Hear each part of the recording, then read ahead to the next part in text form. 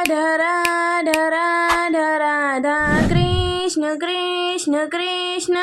यदि इस समय सबके सामने तुमने रहस्य भेद खोल दिया तो बरसाने और गोकुल के बीच रक्त की होली खेली जाएगी। मेरा सत्य जानकर बरसाने वाले क्रोधित आएंगे और जब बात मेरे जीवन पर आएगी तो गोकुलवासी भी मौन नहीं रहेंगे, विशेषकर दाऊ। रक्त की होली के भय से मैं षड्यंत्र की दिवाली बनते नहीं देख सकती। कृष्ण तमेव लम्यन्त ढिलनम तमेव सादामलम्यन्त क्रोधम तमेव। इस समय तुम्हारे मन में है भय। आवेश में ऐसा आकर ऐसा कुछ मत कर देना। लक्ष्मीपते युत युगं स्मरामि, जिससे भविष्य में भूल मानी जाएगी। शुभ मंगलम सावधान। तुम्ही ने कहा था, स्मरण है तुम्हें? सुदेवी की प्रसन्नता की चिंता है तुम्हें, पर उसके पश्चात उसके माता पिता के मान और सम्मान को भी ठेस पहुंचेगी। उसका क्या?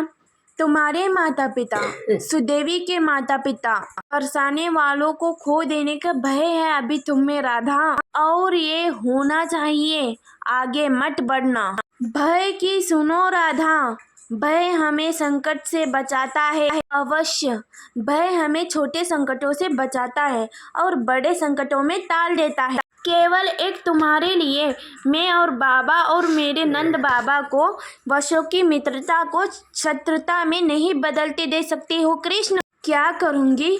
वही जो हर मनुष्य को इस परिस्थिति में करना चाहिए। तुम्हारी भांति मुझे खेल खेलना नहीं आता कृष्ण। मैं कदाचित भोलेपन के कारण तुम्हारी बातों को नहीं समझ पाई। मैंने दाव पर विश्वास किया, किंतु मेरे संस्कार इतने छोटे नहीं हैं कि तुम भय से डराकर कुछ भी करवा लोगे। तुम्हारे लिए मेरे हृदय में पहले भी ऊंचा स्थान तो नहीं था कृष्ण, किंतु तुम इतना नीचे गिर जाओगे ये तो मैंने कभी स्वप्न में भी नहीं सोचा था। बहुत आहत किया है तुमने मुझे आज। राधा राधा कृष्ण। बेटा, अंतिम फेरा शेष है, इसके उपरांत विवाह संपन्न हो जाएगा। झूठ से मोक्ष प्राप्त नहीं होता पंडित जी। भैरव, तुम यहाँ? कितना सुंदर पुस्तक है ना, सुंदर आवरण है, सजाए हुए पृष्ठ है, किंतु क्या ये सत्य में अद्भुत पुस्तक कहलाने के पात्र है?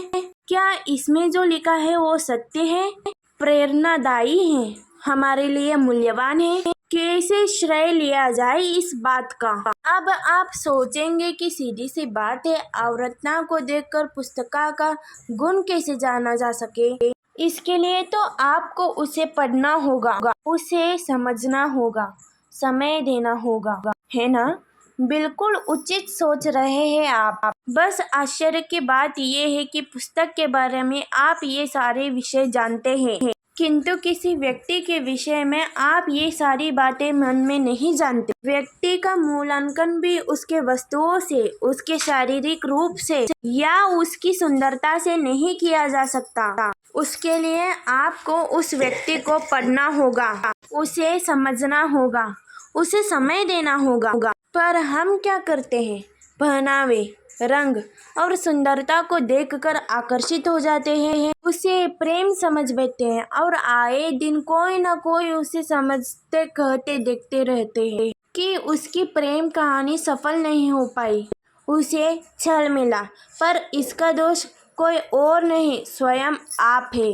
आपने उस व्यक्ति को समय नहीं दिया, आपने उस व्यक्ति के विचार नहीं पढ़े। प्रेम 2 क्षण में पकने वाला पकवान नहीं, इसे स्वाद चखने के लिए आपको जीवन भर का समय देना पड़ेगा। तो समय दीजिए, एक दूसरे के रूप से नहीं, आत्मा से जुड़िए। निश्चित ही मन प्रसन्नता से कह उठेगा, राधे राधे। रुक जाइए आप सब, इस क्रोध की अग्नि में आपको भैरव को जलाकर कोई भी लाभ नहीं होने वाला। इसे नचाने वाला तो कोई और है। मौन क्यों खड़े हो कृष्ण? उत्तर दो। इस प्रकार सुदेवी को ज्ञात नहीं था इधर भैरव है, उस प्रकार मुझे भी ज्ञात नहीं था। तुम झूठ बोल रहे हो तो सत्य सिद्ध करके दिखाओ। उनके सर के ऊपर हाथ रखकर सौगंध कहिए और कहिए कि सत्य क्या है। अगर ये वीडियो आपको अच्छी लगी तो इसे like and share and subscribe करिए मित्रों। थैंक यू, धन्यवाद।